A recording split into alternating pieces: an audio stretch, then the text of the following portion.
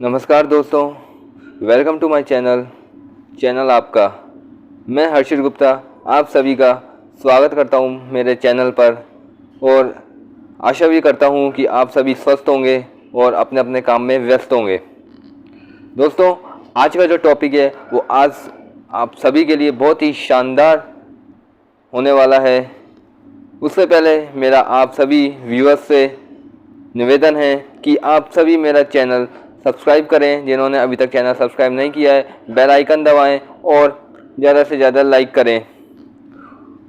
दोस्तों, आज मैं आपके लिए नेटवर्क मार्केटिंग को लेकर के बहुत ही शानदार टॉपिक लाया हूं, जो कि ऑब्जेक्शन से रिलेटेड है। जैसा कि मैंने अपने पहले वीडियो में बताया था कि मैंने आपको नीड आइडेंटिफिकेशन में बात की थी कि नीड आइडेंटिफाई कैसे करनी है किसी भी अननोन पर्सन की, और आपको अननोन पर्सन से बात कैसे करनी है MLM में।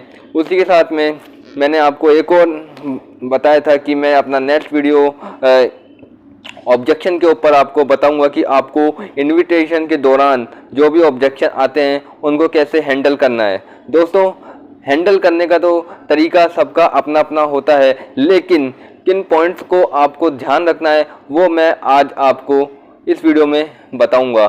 तो चलिए दोस्तों, ज़्यादा टाइम ना लेते हुए मैं अपना आज का वीडियो और टॉपिक स्टार्ट करता हूं। दोस्तों, सबसे पहले तो जब भी आप किसी प्रोस्पेक्ट से या किसी भी आप न्यू प्रोस्पेक्ट से मिलने जाते हैं तो आपको उसके ऑब्जेक्शन को अच्छी तरीके से सुनना है, क्योंकि दोस्तों ऑब्जेक्शन का अगर हम जवाब टाइमली नहीं दे पाते हैं, उसको टाइमली अगर हैंडल नहीं कर पाते हैं तो हमारा वो ऑब्जेक्शन ही रिजेक्शन में कन्वर्ट हो जाता है। तो ऑब्जेक्शन रिजेक्शन में कन्वर्ट नहीं हो, इसके लिए हमें उसका टाइमली आंसर देना है और जेन्युइन आंसर देना है। तो उसके लिए हमें प्रोस्पेक्ट को पहले सुनना पड़ेगा कि उसको किस तरीके का ऑब्जेक्शन आ रहा है, क्या वो प्रॉब्लम उसने फेस की है नेटवर्किंग में, क्या उसका पास्ट एक्सपीरियंस रहा है। तो सबसे पहले हमें प्रोस्पेक्ट को समझना पड़ेगा, उसके बाद ही हम उसके ऑब्जेक्शन को सॉल्व कर पाएंगे।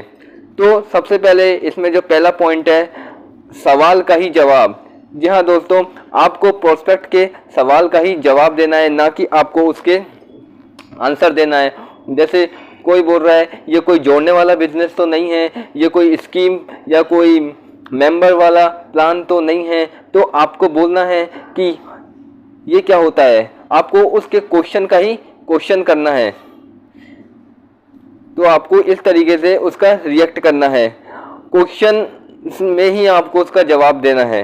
तो मेरा पहला पॉइंट है गया कि आपको सवाल का ही सवाल करना है प्रोस्पेक्ट के साथ में, और आपको इस तरीके से उसे सवाल करना है या इस तरीके से उसके ऑब्जेक्शन को हैंडल करना है कि उसे ऐसा नहीं लगना चाहिए कि आप कोई MLM से रिलेटेड किसी से बात कर रहे हैं या कोई आप स्कीम को लेकर के बात कर रहे हैं या किसी आप प्लान को लेकर के डिस्कस करने आए हैं।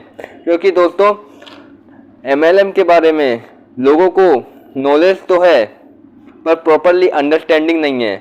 Networking know many people but not understand only few people. तभी आज नेटवर्किंग में ओनली 1 से 2% ही लोग आज एक अच्छे स्तर पर कंसिस्टेंट पैसिव इनकम ले रहे हैं। तो उसके बाद दोस्तों आपको उनकी नॉलेज को पॉलिश करना है, क्योंकि उसको जो ऑब्जेक्शन आ रहे हैं वो उसके पास्ट एक्सपीरियंस की वजह से आ रहे हैं। जो उसने पास्ट एक्सपीरियंस नेटवर्किंग को लेकर के जो भी उसने सुना है अपने फ्रेंड सर्किल में, तो उसके जो ऑब्जेक्शन है वो उसी से रिलेटेड हैं। तो आपको सबसे पहले तो उसको ये प्रूव करना है कि सर नेटवर्किंग के बारे में तो मैं भी जानता हूँ और आप भी जानते हैं, लेकिन जानना ही इस इंडस्ट्री को ज़रूरी नहीं है, क्योंकि ये बहुत बड़ी इंडस्ट्री है। आपको अपनी जानकारी को पॉलिश करना ज़रूरी है। Need to polish knowledge about networking, क्योंकि लोगों को नेटवर्किंग के बारे में पता है कि ये जोड़ने का बिजनेस है, इसमें ऐसे ऐसे लोगों को ऐड करना पड़ता है। लेकिन दोस्तों केवल जोड़ने से ही पैसा नहीं आता, काम करने से और कंसिस्टेंट लेवल पर काम करने से ही पैसा आता है। तो आपको उनको सजेस्ट करना है कि सर आप अपनी इस नॉलेज को पॉलिश कीजिए। आपको जो नॉलेज है अच्छी बात है, लेकिन आपको अपनी नॉलेज को पॉलिश करने की ज़रूरत है, इसको और अंदर से जानने की ज़रूरत है। तभी आप समझ पाएंगे कि रियल में नेटवर्किंग है क्या। उसके बाद में उनको नेटवर्किंग से रिलेटेड सक्सेस स्टोरी बतानी है, उसके लेवल की सक्सेस स्टोरी बतानी है, टूल्स के बारे में डिस्कस करना है, टूल्स शो करने हैं। क्योंकि दोस्तों अगर आप किसी को भी प्लान दिखाने जा रहे हैं, अब वो कोई न्यू प्रोस्पेक्ट है, तो आपके पास में टूल्स होना बहुत ज़रूरी है, क्योंकि टूल्स ही आपका ऑब्जेक्शन को सॉल्व करने में आपकी हेल्प करेंगे।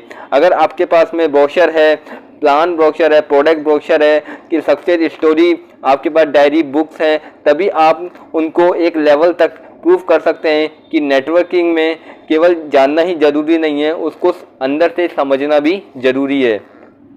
तो आपके पास में टूल्स होना बहुत ज़रूरी है, तभी आप किसी के ऑब्जेक्शन को एक लेवल तक सॉल्व कर सकते हैं। और आपको उसको फोर्स नहीं करना है करने के लिए, आपको केवल उसके जो जेन्युइन ऑब्जेक्शन है उसको आपको सॉल्व करना है और उनका एक जेन्युइन आंसर देना है। और किन पॉइंट्सों को याद और ध्यान में रख करके आपको उनको आंसर देना है, वो भी मैंने आपको बता दिया किस तरीके से आंसर देना है। आपको उनके आंसर देने का मतलब ये है कि आपको उनसे डिस्कस नहीं करना है। अगर वो बोल रहे हैं कि नेटवर्किंग तो जोड़ने का काम है, ये मुझसे नहीं होगा, मेरे इतने कॉन्टैक्ट्स नहीं हैं, तो आपको उनके जवाब में बोलना है, हाँ सर ये सही है, मेरे को भी ऐसा ही लगा था जब मैं नेटवर्किंग में आया था, और ये कॉमन ऑब्जेक्शन है जो कि हर आदमी के पास होते हैं। अब आप उनको आपको सवाल ही करना है। अगर उनको कोई ऑब्जेक्शन आ रहा है कि सर ये मुझसे नहीं हो पाएगा, मेरा इतना बड़ा सर्किल नहीं है,